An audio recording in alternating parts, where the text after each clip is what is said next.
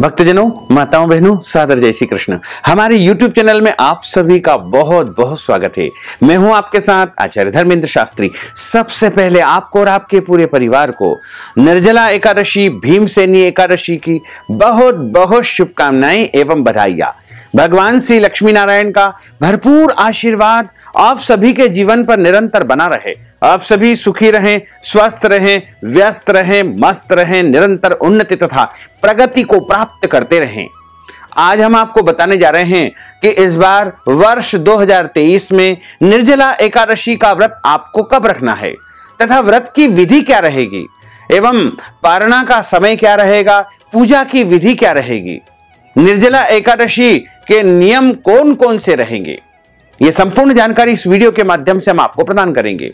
आप सभी से अनुरोध है कि इस ज्ञानवर्धक वीडियो को अंत तक जरूर देखें और देखने के बाद अधिक से अधिक लोगों को शेयर भी करिए ताकि ये ज्ञानवर्धक जानकारी अधिक से अधिक लोगों तक पहुंच पाए। विष्णु एकादशी गीता तुलसी विप्रोधे नवः असारे दुर्ग संसारे षटपदी मुक्तिदायिनी।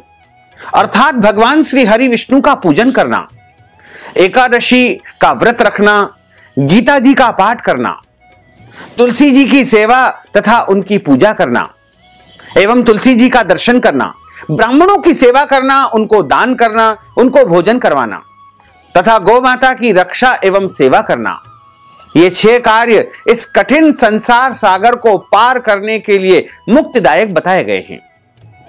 एकादशी का व्रत सबसे बड़ा व्रत होता है और निर्जला एकादशी साल की सबसे बड़ी एकादशी होती है। यानी पूरे वर्ष में जो एकादशियां होती है उन सभी का फल निर्जला एकादशी में समाहित होता है। धर्म ग्रंथों और पुराणों में लिखा हुआ है कि निर्जला एकादशी का व्रत करने से पूरे साल की एकादशी का पुण्य फल प्राप्त हो जाता है।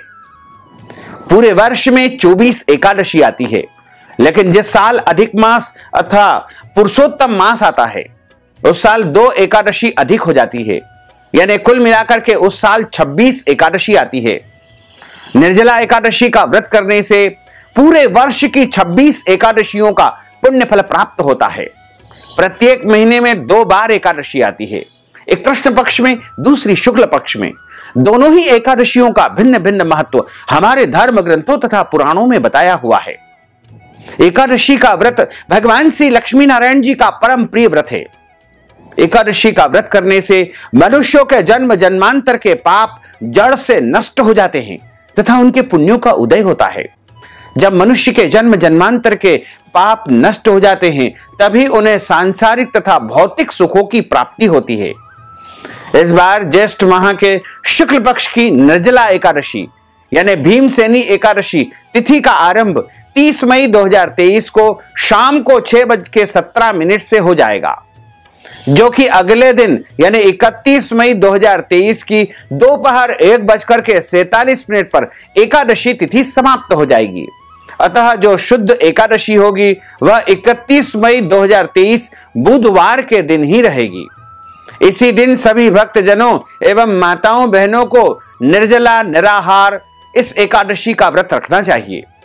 निर्जला एकादशी का व्रत यानी पारणा का जो समय रहेगा, व्रत खोलने का सही समय रहेगा, वो 1 जून 2023 गुरुवार को सुबह 5:50 से लेकर के 7:50 तक आपको व्रत खोल लेना चाहिए।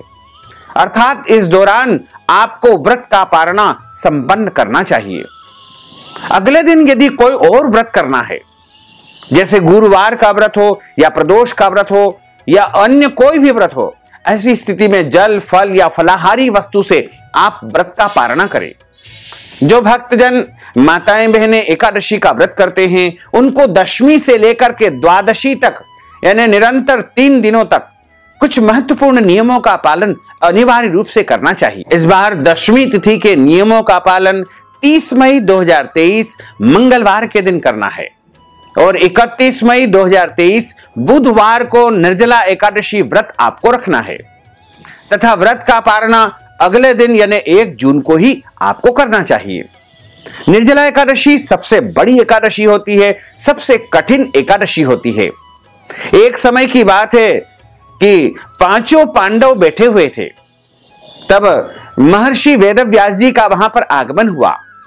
पांचों पांडवों ने, द्रौपदी जी ने, माता कुंती ने, सभी ने वेद व्यास जी को अभिवादन करके उनको ससम्मान एक आसन पर बिठाया, उनको नमन किया, उनको प्रणाम किया।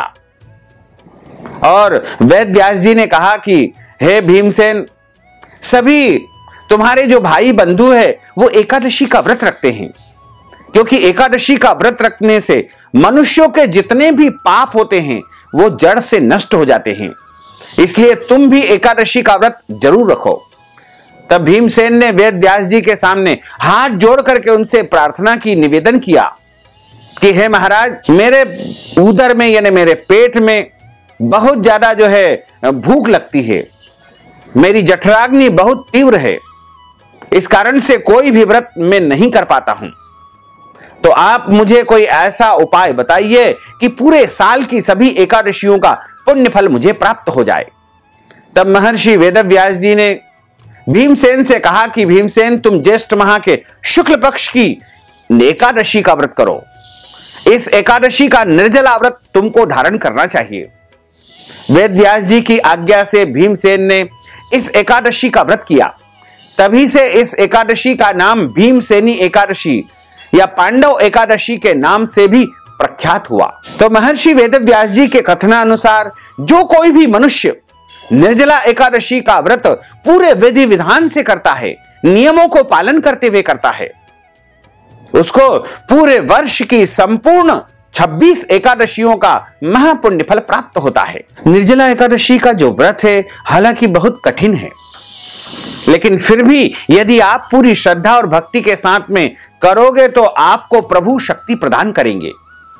वैसे तो निर्जला एकादशी में जल पीने की बिल्कुल मनाही है, लेकिन आचमन करके या कुल्ला करके आप जल का उपयोग कर सकते हैं, इसका कोई दोष नहीं रहेगा। तथा निर्जला व्रत एकादशी के सूर्योदय से ही आरंभ करना चाहिए। दशमी के दिन एक समय शुद्ध एवं सात्विक भोजन करें तथा दशमी के दिन चावल, लहसुन, प्याज, मांस, मदिरा, मसूर की दाल, कटहल की सब्जी का उपयोग भोजन के रूप में बिल्कुल नहीं करना चाहिए, क्योंकि अगले दिन आपको निर्जला निराहार व्रत करना है। इसलिए आप प्रयास करें कि दशमी की शाम को बिल्कुल भोजन न करें और दशमी के दिन अधिक से अधिक फलों का उपयोग करें तथा मिठाई का उपयोग करें और ऐसी वस्तु का उपयोग करें कि आप अगले दिन जो है निर्जला उपवास करने में समर्थ हो। और दशमी के दिन अधिक से अधिक जल का पान करें, यानी शरीर में किसी भी प्रकार से जल तत्व की कमी न रहने दे। दशमी के दिन भरपूर जल पिए और दशमी के दिन पराये अन्न का उपयोग नहीं करना चाहिए, अर्थात दूसरे के घर का भोजन नहीं करना चाहिए। यदि आपातकालीन परिस्थिति में आपको दूसरे के घर का भोजन करना पड़े तो उसके निमित्त कुछ न कुछ धन राशि अवश्य दान कर देवे। दशमी के दिन शहद नहीं खाना चाहिए। दशमी के दिन ब्रह्मचर्य व्रत का पालन करना चाहिए। निर्जला एकादशी के दिन सुबह जल्दी उठे और जल्दी उठ करके आप सूर्योदय के पहले पहले जल पी सकते हैं, कोई दोष नहीं है, क्योंकि निर्जला एकादशी का जो व्रत होता है वो सूर्योदय से ही आरंभ होता है। इसलिए आप सूर्योदय से निर्जला व्रत धारण करें। कई लोग कहते हैं कि रात के 12 बज गए हैं इसलिए अब हम व्रत शुरू करेंगे, यह बिल्कुल गलत तरीका है। हमारे धर्म ग्रंथों और पुराणों में सभी तिथियां सूर्योदय व्यापिनी मानी जाती है, इसलिए आप सूर्योदय के समय से जल बिल्कुल बंद कर दे। यानी निर्जला एकादशी के दिन सूर्योदय का जो समय रहेगा वो सुबह 5:50 का रहेगा। उस समय से आपका व्रत आरंभ हो जाएगा, लेकिन उससे पहले पहले आप स्नान आदि नित्य कर्म से निवृत्त होकर के भगवान की पूजा अर्चना कर लेवे और सूर्य भगवान को जल अर्पित कर देवे, तुलसी माता का पूजन कर ले, माता पिता को प्रणाम कर ले और सूर्योदय के समय आपको निर्जला एकादशी व्रत का संकल्प धारण करना चाहिए। जब आप कोई भी व्रत करते हैं तो उसका संकल्प अवश्य ही आपको धारण करना चाहिए, क्योंकि संकल्प से कार्य सिद्धि होती है। और जब हम संकल्प धारण करते हैं तो भगवान के सामने एक आसन पर बैठ करके एक थाली में रोली और अक्षत के स्थान पर जव अथवा तिल का उपयोग करें। तुलसी जी का पत्ता, शुद्ध जल रखे और इसी के साथ कुछ पैसे और एक सुपारी वहां पर रख लेवे, पीला पुष्प वहां पर रख लेवे और हाथ की मुद्रा को इस प्रकार कर ले। हाथ के मध्य भाग में जल रखे, तुलसी जी का पत्ता रखे, पीला पुष्प रखे और अक्षत के स्थान पर जव अथवा तिल रखे, एक सिक्का रख ले। 3 बार आपको बोलना है ओम विष्णुवे नमः, ओम विष्णुवे नमः, ओम विष्णुवे नमः। ओम तिथिर्विष्णु स्थावरो नक्षत्रम विष्णुरेव च योगश्चोकरणम विष्णु सर्वं विष्णुमयं जगत। ओम विष्णुर्विष्णुर्विष्णु श्रीमद्भगवतो महापुरुषस्य विष्णुर आज्ञया प्रवर्तमानस्य अद्य श्री ब्रह्मणोन्हि द्वितीय परार्धे श्री श्वेतवारः कल्पे वैवस्वतमन्वन्तरे अष्टाविंशतितमे कलियुगे कलि प्रथम चरणे भूर्लोके भारतवर्षे भरतखंडे जम्बूद्वीपे आर्यावर्तांतर्गत ब्रह्मवर्तेक देशे अवंतिकायां विशाला क्षेत्रे मध्य प्रदेशे भोपाल मंडलांतर्गते भोपाल नामनी नगरी संवत् 2080 मासानां मासे पुण्य पवित्र मासे ज्येष्ठ मासे शुभैः शुक्ल पक्षैः अद्यायः एकादश्यायां पुण्यतिथ्योः चित्रा दिवस नक्षत्रैः कन्या राशि स्थिते श्री चंद्रैः वृषभ राशि स्थे श्री सूर्यैः मेष राशि स्थे श्री देवराज गुरुः शेषेषु ग्रहेषु यथा यथम राशि स्थान स्थित सत्सु एवं ग्रह गुण गण विशेषण विशिष्टायाम शुभ पुण्य तिथौ। आप सभी बोलिएगा मम आत्मनः श्रुति स्मृति पुराणोक्त वैदोक्त फल प्राप्त्यर्थम संकल्पित कामना संसिद्ध्यर्थम लोके सभायाम राजद्वारे व्यापारे सर्वत्र यश विजय लाभादि प्राप्त्यर्थम। अपना नाम और गोत्र का आप उच्चारण कर लीजिएगा।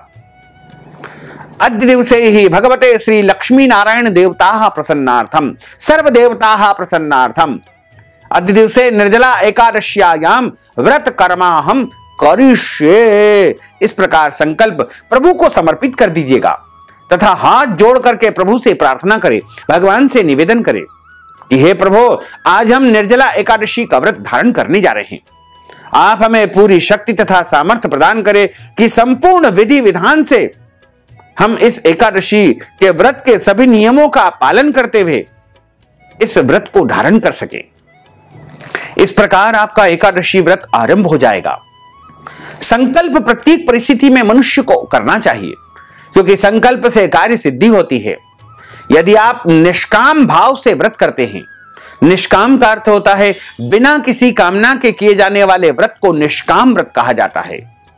और यदि आप सकाम व्रत करते हैं, सकाम व्रत का अर्थ होता है कोई कामना या इच्छा या मुराद लेकर के यदि आप व्रत धारण करते हैं, उसे सकाम व्रत कहा जाता है।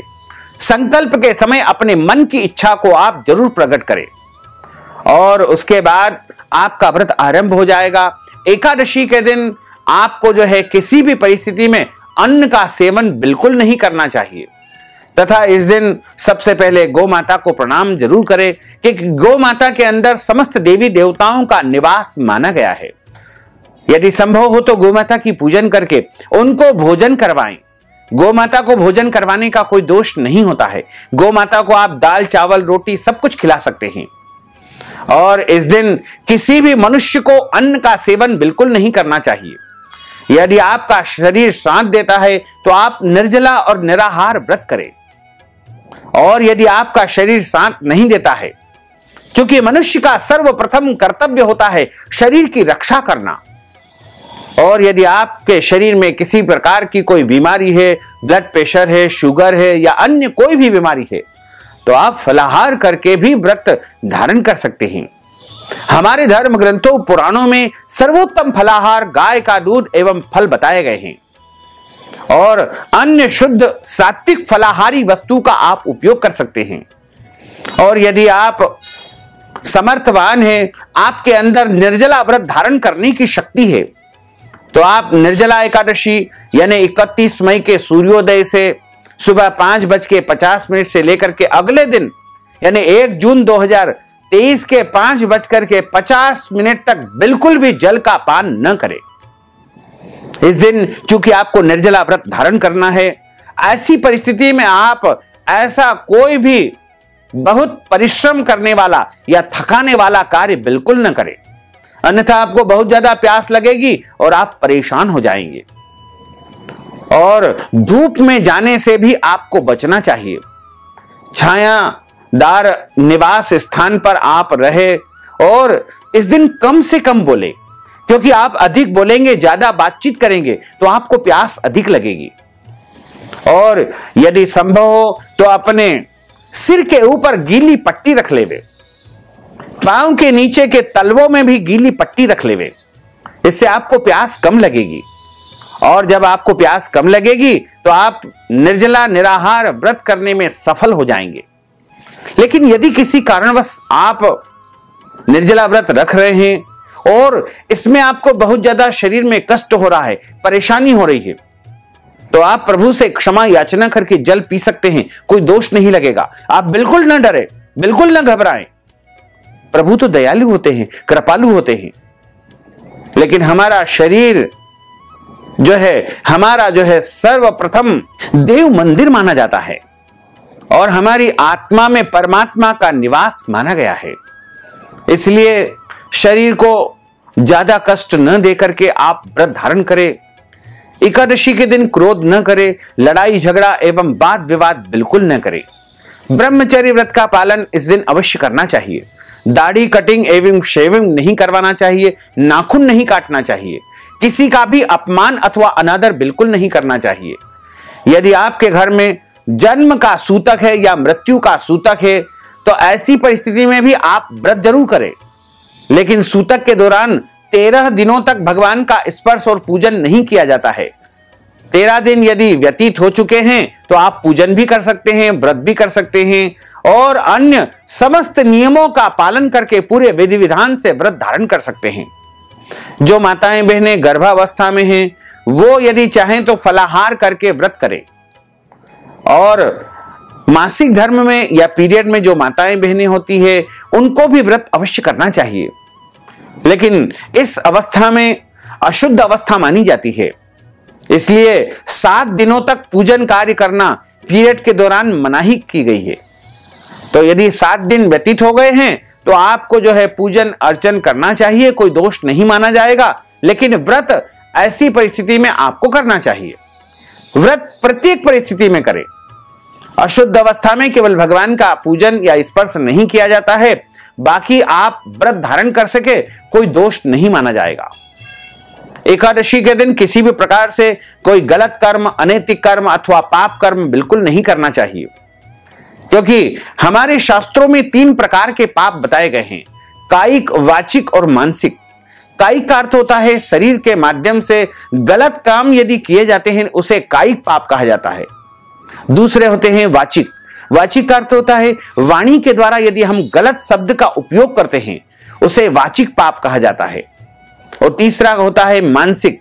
मानसिक का अर्थ होता है मन में यदि गलत विचार उत्पन्न होते हैं, कोई गलत अवधारणा उत्पन्न होती है, उसे मानसिक पाप कहा जाता है।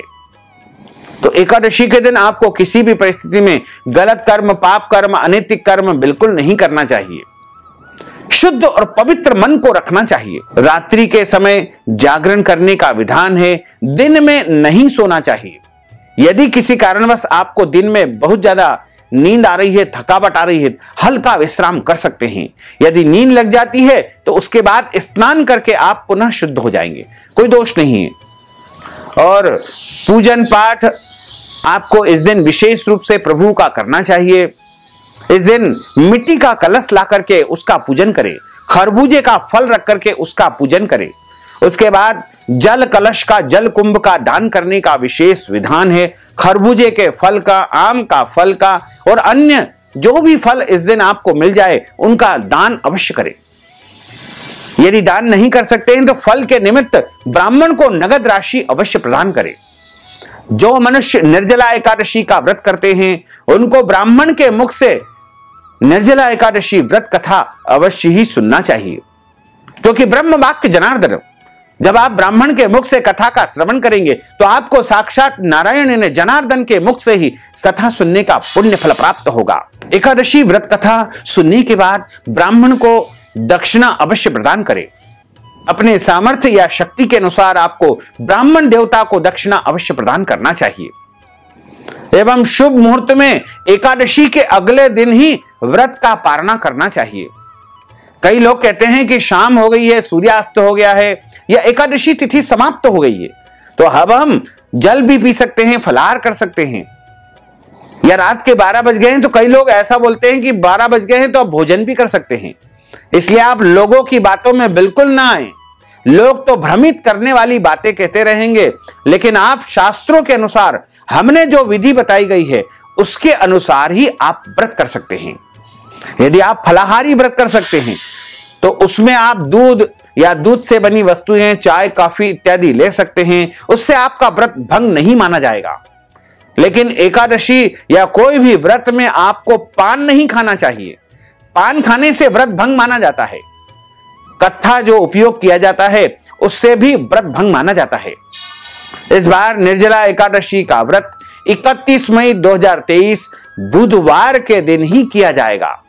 इसी दिन सभी को व्रत रखना चाहिए। तो भक्तजनों, माताओं, बहनों, अगर आप निर्जला एकादशी, भीमसेनी एकादशी के निमित्त नगद राशि प्रदान करना चाहते हैं, फल दान करना चाहते हैं, अन्न दान करना चाहते हैं, ब्राह्मण भोजन करवाना चाहते हैं, तो आप इस हेतु हमारे पेटीएम, गूगल पे, फोन पे अकाउंट नंबर के माध्यम से नगद राशि पहुंचा करके हमारे व्हाट्सएप के माध्यम से अपना नाम और गोत्र हमें भेज दीजिएगा, जिससे आपको निर्जला एकादशी का संपूर्ण पुण्य फल प्राप्त हो सकेगा। साथ ही आप सभी से अनुरोध है कि हमारे इस ज्ञानवर्धक वीडियो को अधिक से अधिक लोगों को शेयर करिएगा, लाइक करिएगा, कमेंट करिएगा, और यदि अभी तक आपने सब्सक्राइब नहीं किया है तो अभी और इसी समय सब्सक्राइब अवश्य कर लीजिए। आपको और आपके पूरे परिवार को सादर जय श्री कृष्ण, सादर धन्यवाद।